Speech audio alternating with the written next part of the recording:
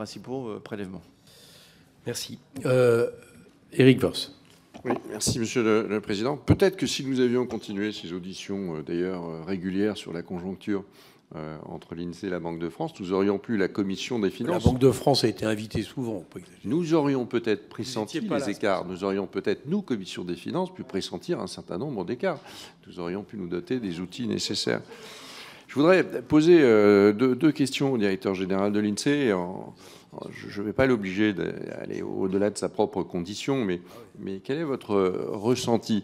Vous nous avez dit, et moi je classe les choses ainsi, il y a des questions techniques qui se posent, et c'est votre rôle, puis aussi il y a des questions peut-être politiques qui se posent. D'ailleurs, s'il n'y avait pas de questions politiques, il n'y aurait peut-être pas de commission d'enquête.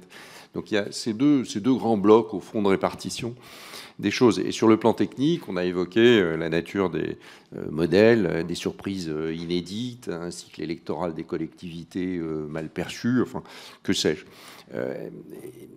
Quelle proportion vous donneriez à l'explication de l'écart de prévision entre les questions techniques et le volontarisme politique?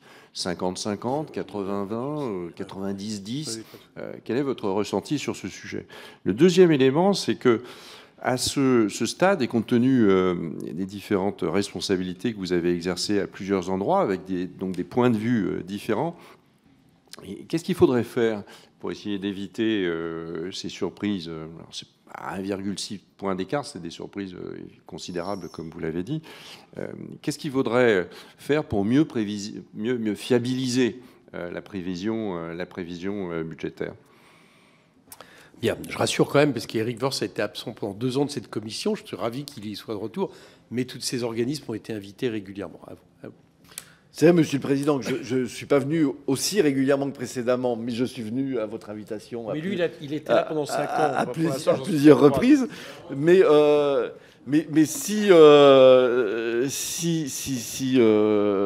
avez de l'appétence pour ça, nous, évidemment, et je pense que je parle aussi pour mon collègue de la Banque de France, je pense que je peux parler pour lui, on trouvait que c'était une pratique tout à fait souhaitable, en tout cas, de notre point de vue, intéressante de communiquer avec vous, d'échanger comme ça à bâton rompu avec vous, mais si on n'a pas réponse à tout. Donc, j'ai pas forcément réponse non plus à la dernière question, Monsieur le député Woerth, mais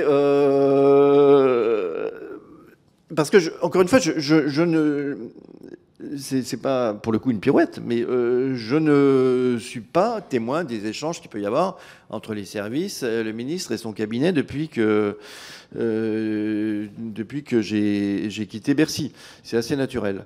Mais en comprenant, en discutant avec les uns et les autres, y compris dans 2 des ateliers auxquels j'ai pu participer là, suite à la réunion de ce comité dont vous parliez précédemment, en lisant ou en écoutant les auditions qui ont déjà lieu, en discutant avec mes collègues, et en voyant aussi comment eux-mêmes sont un peu concernés par cette affaire, ma compréhension est que sur les principaux postes dont j'ai parlé, l'erreur, elle est technique. C'est les services qui n'ont pas vu venir la mauvaise rentrée d'impôt sur les sociétés, qui n'ont pas vu venir ces mouvements ces défauts de rentrée de TVA cette année, et qui n'ont pas vu venir le fort dynamisme des dépenses de fonctionnement des collectivités locales.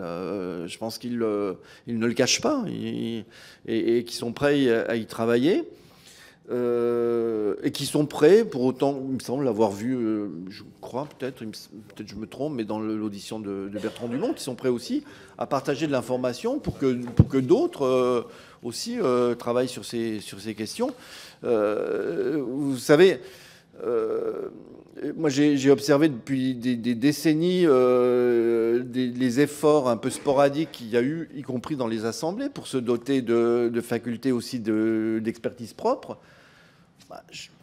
Mon observation, mais m'en voulez pas si je dis ça, mais c'est qu'elles ont toutes fait un peu long feu, et que voilà, il y a bien des pays où aussi il peut y avoir un peu de financement du pouvoir législatif pour que d'autres que simplement les services du ministère de l'économie et des finances travaillent sur ce type de questions. Voilà. Ayant dit ça, qu'est-ce qu'il faut faire pour éviter les surprises à l'avenir? Il y a peut-être une particularité à l'année 2024, qui est qu'il n'y a pas eu de discussion, soit débat d'orientation budgétaire ou débat d'orientation des finances publiques comme on avait précédemment, soit de PLFR en cours d'année, qui aurait permis de réviser. Et donc la surprise arrive d'un seul coup, parce qu'il n'y a pas eu, ce qu'il y a pratiquement eu toujours en juin ou juillet, un événement de ce type, PLFR, DOF, d'OFP. Alors j'ai beaucoup de mal avec le nouveau calendrier européen, je ne suis pas sûr d'avoir tout compris, mais je ne crois pas qu'il y a fatalement un débat d'orientation au Parlement à l'été dans le nouveau calendrier européen. Donc peut-être ça c'est un petit sujet, hein, je trouve, voilà. Ensuite, pour vous avez voulu qu'il y ait un watchdog, qu'il y ait un organisme, un comité budgétaire indépendant, puis d'ailleurs c'est requis par les textes européens maintenant, qui est le Haut Conseil des finances publiques. Moi, vraiment, j'observe que notre mandat s'est élargi, mais que les délais de saisine sont vraiment très courts. Et puis les conditions aussi, aujourd'hui, je ne sais pas vous dire précisément quand nous serons saisis éventuellement pour une révision des hypothèses de la LFI. Comment voulez-vous que moi je m'organise pour aussi, je ne peux pas être sûr d'être disponible à tout moment pour. Donc on a une vraie difficulté à travailler en collégialité au Conseil des finances publiques avec des délais de 5 jours pour répondre et 5 jours qu'on ne peut pas programmer à l'avance. Donc bon. Donc ça, c'est une vraie difficulté. Et aussi, si on doit... Je pense que sur les... Et puis, vous avez nommé plutôt des experts qui sont des experts macroéconomiques, puisque c'était le mandat précédent. Donc je pense qu'il faut, pour que ça s'améliore, qu'il y ait des vrais experts aussi... voilà, qu'il y ait un cercle vertueux, en fait, d'experts sur les finances publiques, qui soient nommés au Conseil des finances publiques, qui appartiennent éventuellement à des labos académiques ou des organismes de conjoncture, qui peuvent avoir des incitations à travailler sur ces sujets. Et ça, même du point de vue de Bercy, je pense que c'est salutaire. Ce n'est pas bon d'être seul et de porter seul la responsabilité quand on se trompe.